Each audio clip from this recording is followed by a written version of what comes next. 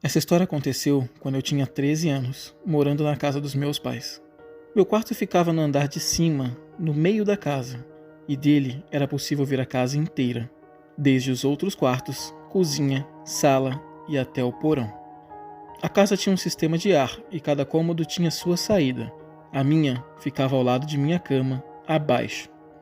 Certa noite, todos foram dormir e eu fiquei acordada lendo um livro, pois não conseguia pegar no sono. Meu irmão trabalhava no turno da noite e ele era o último a sair e o primeiro a entrar, todos os dias. Nossa tranca era digital e toda vez que ela era acionada, todos recebiam uma mensagem em seus celulares. Neste dia, eu escuto um barulho vindo do andar de baixo e pego meu celular para ver se não era o meu irmão voltando para buscar algo que esqueceu em casa. Mas não há uma atualização da fechadura. Ela foi fechada pela última vez por ele, saindo para trabalhar. Eu acreditei que aquilo era coisa da minha cabeça e voltei a ler meu livro, até que eu escuto outro barulho e dessa vez o som vinha da saída de ar. Eu me deito no chão para me aproximar o máximo possível e escuto dois homens conversando. Nós não acionávamos o alarme à noite para que meu irmão pudesse ir e vir sem atrapalhar. Nós apenas trancávamos a porta. Eu me levanto assustada e vou para o quarto dos meus pais e os acordo, avisando que tinha alguém na casa, e meu pai pergunta como eu sabia disso, e eu falo que ouvi pela tubulação de ar. Ele acredita em mim e chama a polícia, que chega a tempo de prender os dois homens que estavam armados com facas e uma arma de fogo. Ao serem interrogados, um deles confessou que a intenção era de roubar, mas se visse alguém acordado, eles iam atirar. Por sorte, eu não estava com sono aquele dia, e isso salvou nossas vidas. Eu sou nascido e criado em Rhode Island, que é uma cidade pequena e pacata. Quando eu fiz 19 anos, precisei me mudar para Massachusetts para estudar, e eu passava a semana por lá, voltando apenas às sextas para a casa dos meus pais, para visitá-los e lavar as roupas sujas. Certo dia, eu estava de passagem pela casa deles, ia voltar para minha cidade, mas resolvi parar na Lagoa da Praia, uma área rural e florestal, ao lado de Rhode Island, cercado de florestas. Eu entro na Lagoa da Praia, estaciono meu carro no estacionamento de barro e desço para pescar. Caminho até a lagoa, que fica em torno de 70 metros do carro, e eu me sento, me preparo e começo a pescaria. Isso era em torno do meio-dia. Ao fundo, dava para ver um trecho da estrada que sai de Rhode Island para Connecticut, e os carros passando por lá. Quando avisto um carro passar e dá seta para entrar na lagoa. Ele entra e estaciona o seu carro ao lado do meu, que desce um jovem e caminha em direção à floresta com as mãos no bolso. O jovem para e fica em torno de 15 minutos olhando para o chão sem se mexer. Então ele se desperta, me vê e vem em minha direção, e começa a puxar assunto, perguntando como está indo a pesca. E eu respondo, e ele continua falando. Em seguida, me pergunta se eu tinha algum dinheiro para dar para ele poder abastecer o carro, e eu falo que não, que precisava fazer uma longa viagem para Massachusetts, e que eu só tinha dinheiro para abastecer o meu carro. Então nós começamos a conversar. Era uma pessoa educada e calma, e me conta que nunca havia pescado na vida, pois não teve infância, não praticou esportes ou brincou. Ele me contou que trabalhou desde pequeno em uma fazenda de ovos de galinhas, 7 dias por semana, das 7 às 7, e que fez faculdade, mas não aproveitou a vida, e que atualmente não trabalhava mais na fazenda. Nós conversamos por 30 minutos, e eu fiquei com dó de não poder ajudá-lo. Eu pergunto do porquê ele ir para a floresta, e ele responde gaguejando que prefere não falar sobre isso, e o respeito. Me diz também que tinha acabado de terminar com a namorada, e era por isso que ele estava ali, para tentar esquecê-la, pois tinha feito algo muito errado que ocasionou no término do relacionamento, mas também não quis dizer o que era. Em certo momento ele me fala que tem algo para mim, e vai até o seu carro, e começa a mexer no porta-malas procurando por algo. Ele volta com um sinalizador de estrada laranja, e me pergunta se poderia dar alguns dólares pela peça, para poder abastecer. Eu falo que realmente não tenho nada, além do meu dinheiro para o combustível, e mostra minha carteira. Ele diz tudo bem, e pede para que eu fique com o sinalizador mesmo assim. Eu nego, mas ele insiste, e eu pego, e guardo junto ao equipamento de pesca. E isso foi algo que guardei por anos comigo, e foi o que me fez nunca esquecê-lo. Eu me despeço e pergunto se ficará tudo bem, e ele diz que sim, que vai esperar o próximo visitante da lagoa chegar para pedir ajuda. Tudo isso marcou minha vida, pois eu realmente fiquei com dó dele. Um certo dia, 20 anos depois, eu assisti um programa de TV de um assassino em série dos anos 80.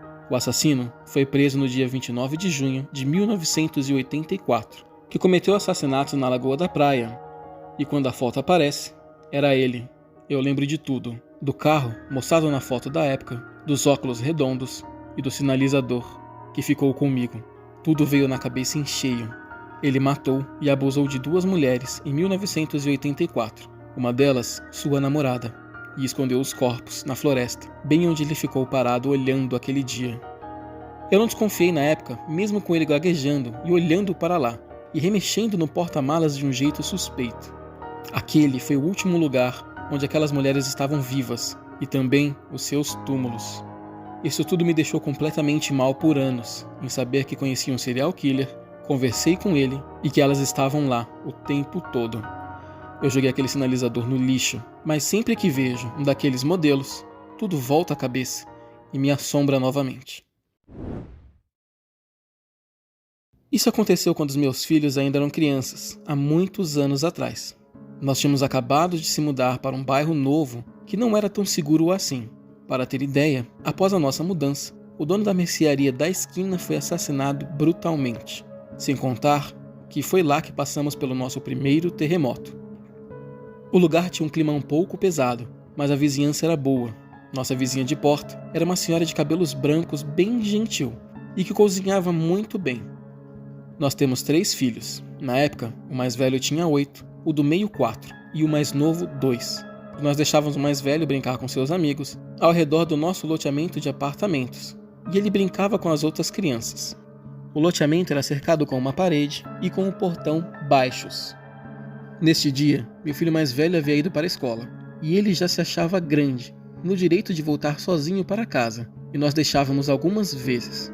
Ao entardecer, nossa vizinha de prédio, que não me lembro o nome agora, mas sou eternamente grata, ela correu e bateu em nossa porta desesperadamente. Quando eu abri, ela disse que o nosso filho mais velho estava em perigo e que tinha um carro o seguindo, ali na rua mesmo.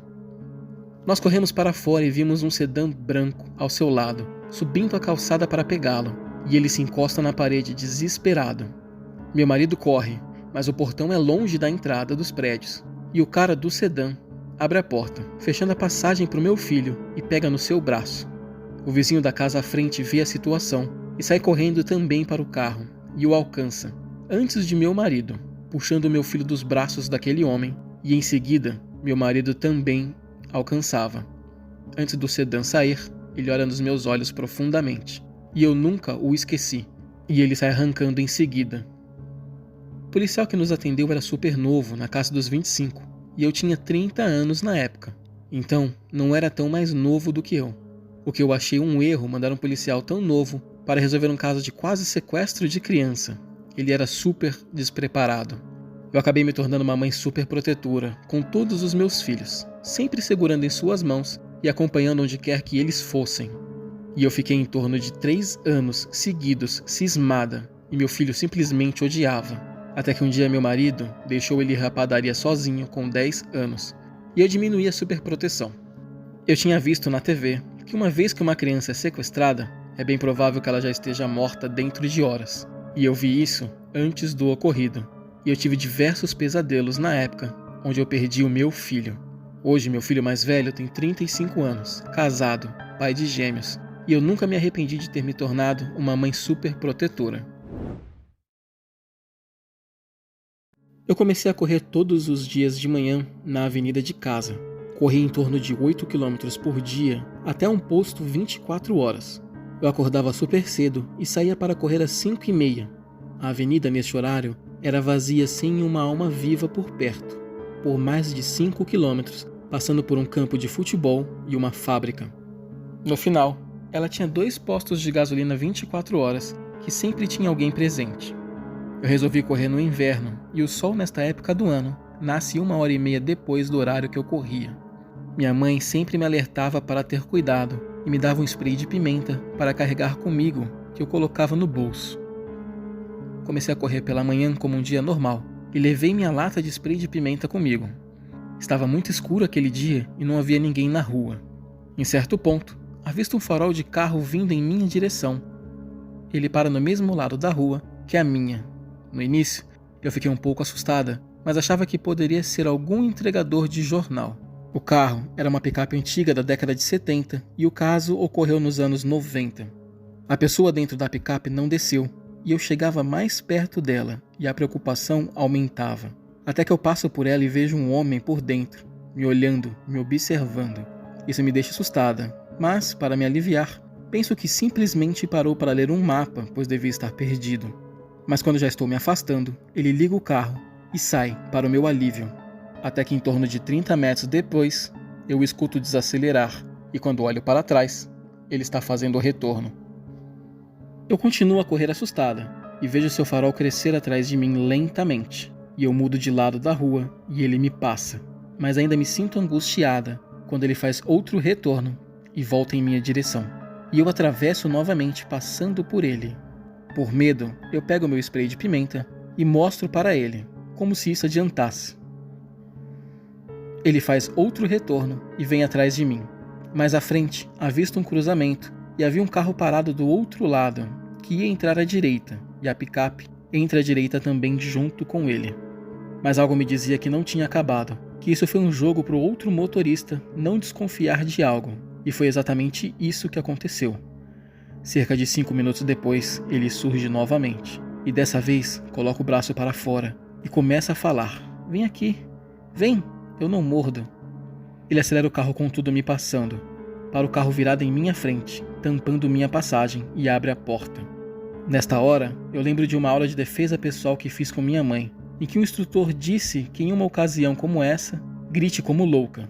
Isso pode deixar o assediador confuso e fazê-lo desistir, e foi o que eu fiz. Eu corri para o outro lado gritando: "Saia daqui, me deixe em paz", e ele, assustado, volta à caminhonete e vai embora. Eu nunca mais o vi e desisti da corrida de rua na época. Havia criado uma academia dentro de casa e tomava muito cuidado toda vez que saía aquele horário.